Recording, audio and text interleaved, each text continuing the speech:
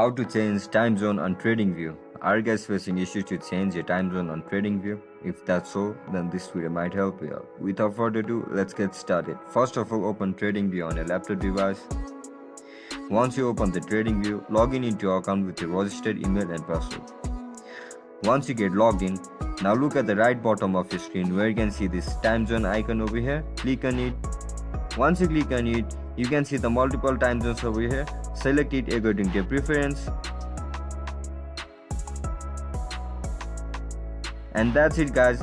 That's how we're gonna change our time zone on TradingView. If you guys found this video helpful, don't forget to like, share and subscribe to our channel. See you in the next one. Bye bye.